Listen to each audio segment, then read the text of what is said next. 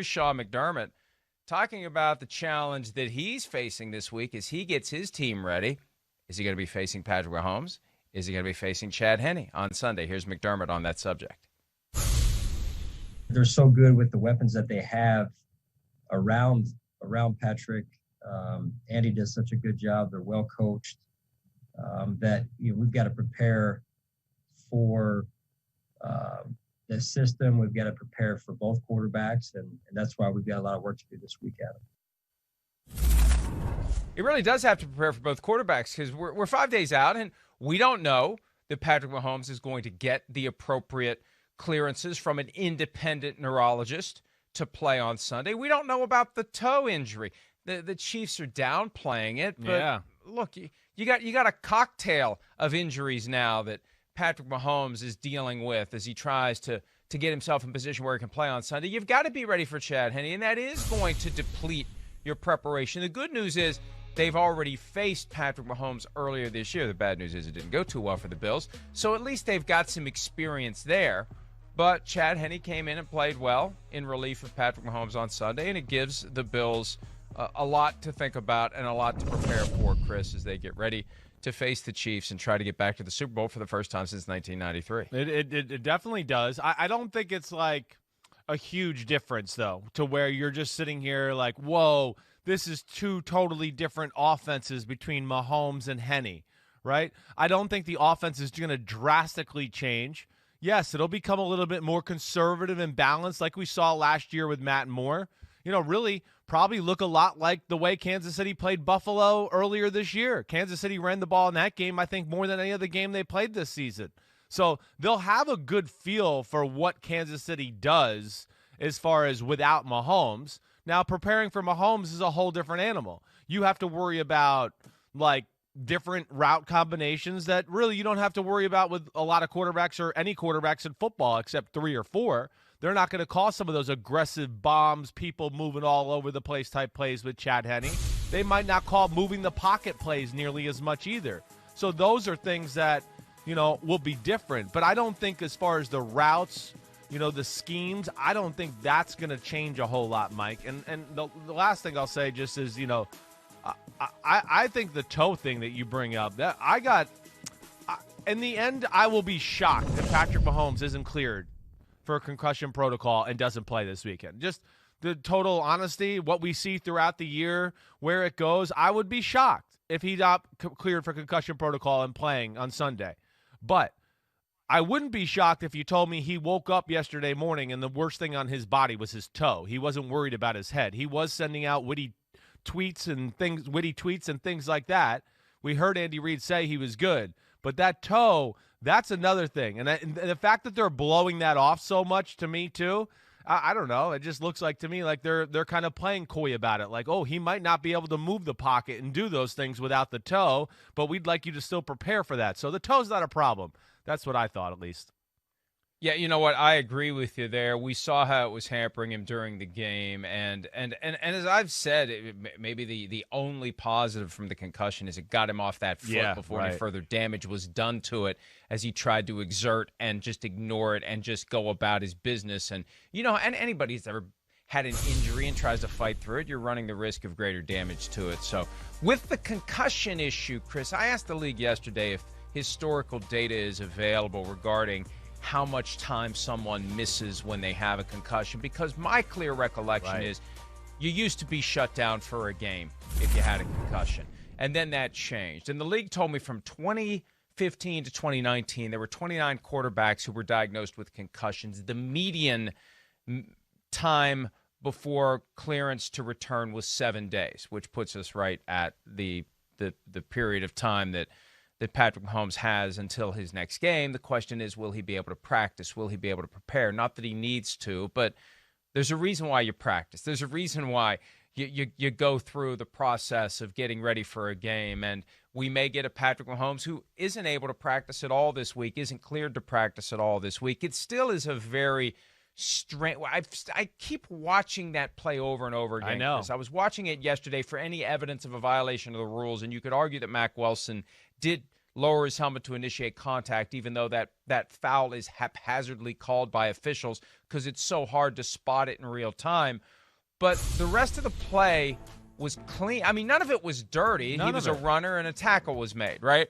But look, if I was Patrick Mahomes' dad, I would disagree. His mother clearly disagrees and wanted Mack Wilson ejected, and I'd want to go fight Mack Wilson and let Mack Wilson kick my ass if it had been my son. But still, when you make him a runner, when you call a running play on 3rd and 1 with a guy who's got a bad toe, you're putting him in harm's way. He's potentially going to get hit, and he's potentially going to get hurt. I still don't see what happened to him to cause a concussion. That's what continues to vex me 2 days later. I'm with you there. The one thing, just watching film on that game a little yesterday that kind of came to me is maybe it was almost the twisting of the neck as he's being brought to the ground.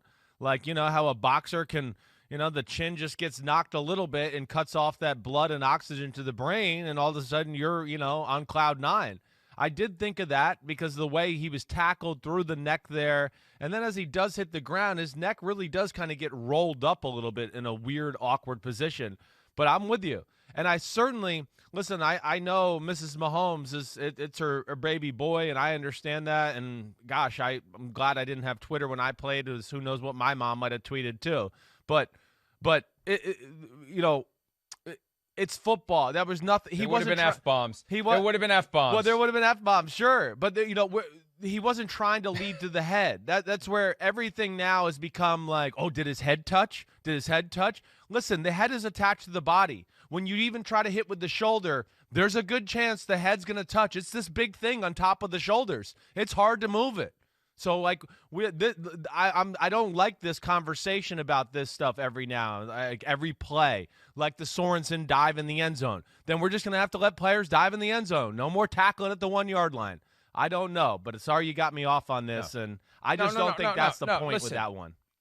I'll never forget, we were in Florida for the league meetings, and they had 10 proposals that year for rule changes. All of a sudden, they show up with proposal number 11 that was not previously disclosed to the media, that was just distributed, and it was already voted on and passed. And it is so broad that it is a foul to lower your helmet to initiate contact. I mean, what the hell? That happens all game. Right. That happens all. Remember all the consternation in the preseason that year? So the rule is still on the books. They expect guys to adhere to it. Sometimes they throw the flag. Sometimes they don't. Sometimes they get it right. Sometimes they get it wrong. It's a bad rule. It's poorly conceived. It's poorly enforced. But it ain't going anywhere because somebody got convinced in that ballroom at the hotel in Florida 3 years ago that this is something they had to do, regardless of how nonsensical it may have been. But, you know, back to Mahomes. Yeah. I think you may be onto something, because Andy Reid said after the game that he had the wind knocked out of him. And as we all know, that doesn't mean you actually have the wind knocked out of your lungs. It means that something's happened on your spinal cord to short circuit the involuntary operation of your lungs and your heart, and everything kind of skips a beat and skips a breath, and you got to recover from that. It may just be, look, I mean, he clearly looked like he had been concussed. Right. But you just wonder if he'd stayed on the ground a little bit longer, maybe he would have been able to get up and he would have seemed fine. I don't know. Yeah. None of us knows, because he got up quickly. Yeah. But what we do know is he'll be checked thoroughly by doctors. There is a truly independent neurologist. It's not like it used to be, where if the doctor wants to continue to provide services to the team, the doctor makes sure the players are available to the team. That's why they got independent neurologists involved in this. And, I'd be surprised, Chris, if he doesn't play on Sunday, because we've seen guys come back over and over and over again within a week after being concussed. Yeah, right. We've seen a lot of it, you know, especially like you said, here in recent history, the last year or two. I just feel like marquee players that miss multiple games because of concussions, or even one game. I mean, I feel like it's been, you know, few and far between. And the ones that have missed those multiple games, it's been, you know, again, I'm never trying to judge anybody's hit or how they got hit in the head, but been a lot more egregious, you know, blows to the head, at least as far as the way it looks on TV and things like that, than what we saw there yesterday. So, you know, he doesn't need to practice. As long as he can just have a ball and throw the ball around the field a little bit and have feel for that, he'll be able to go through the mental aspects of the game. Him not practicing might be a good thing, just like you just talked about with him getting off his feet with his toe. It might just be good. Okay, let the toe rest for the whole week. He'll be fresh and ready to go on Sunday. But, man, would that be like the most Debbie Downer tease of all time if we're about to get Josh Allen and Patrick Mahomes in the AFC Championship game and Mahomes couldn't play? I mean, I'm dead serious. If I wake up Sunday morning and I read on PFT that Mahomes can't play, I might drop to my knees and cry. I'm not even joking. Like that'll be just heartbreaking. So I really hope that's not the case. Yeah, and you know what? What would you? I'm gonna go ahead and say it. Yeah. Because the league needs him to play. Exactly. Right? Yes, they do. And the same. I mean, so the pressure that used to apply to the team doctor to make the guy available at some level, is there pressure on the independent neurologist now because the broader NFL structure needs Patrick Mahomes to play? I'm just throwing that out there, because the mere fact that they have an independent neurologist acknowledges there is a conflict. Right. Team doctor, is there a conflict for the independent neurologist? Right. Is there an independent neurologist who's been living under the rock of somewhere and doesn't realize how big this weekend is and who Patrick Mahomes is? I mean, you would have that would be hard for me to think that he could, like, okay, wait, this is one of the biggest games of this guy's life. It's the championship weekend. I live here in the area. I'm very aware. I'm reading the news and everything else like that. It's hard to be truly independent there too. And I also sit there and go, this is where, as a grown man, and you're in your mid-20s, you're 30 years old, and you might feel good on a Saturday, the day before the game. If they told you couldn't play and you just feel like you're functioning and all of that, man, that would be a hard pill to swallow. But that's another conversation. Well, it is another conversation, and I've had that conversation before, because there is, I think, how far do you go to protect someone from themselves? Right. At what point is the person sufficiently lucid and capable of making the conscious decision that I will play? I'll sign whatever you want me to sign. Waiver. I understand. Right. I understand I'm not completely and totally cleared, but I'm fine. I've got my wits about me. I know what I'm doing. I know the risk I'm taking. That issue comes up from time to time, and it's just weird. The longer we get removed from 2009, when the NFL first had its epiphany about concussions, we've gotten numb to it, we've gotten used to it, and culturally there have been changes made, but there still is an undeniable quality here where the human being has to make the decision about what he wants to do. And I mean, when he walks out onto the field, when he's perfectly healthy, he's accepting the risk of a serious injury. At what point do you allow the player to assume the risk that if he's not completely 100%, but he's close enough where he can make the decision, when do you let him do it? So far, the NFL has erred on the side of saying, no, we're not going to let you play. So we'll see how that plays out. We'll see if it's an issue. Yeah. If it is, it's going to be a hell of a story for the weekend, because it's going to be Chad Henne versus Josh Allen, not Patrick Mahomes. And I trust that Josh Allen would win a throwing contest against Chad Henne. Not sure who would win the throwing contest between Allen and Mahomes. Hi, I'm Mike Tirico, and thanks for watching. Make sure to hit subscribe for the latest news and highlights from NBC Sports.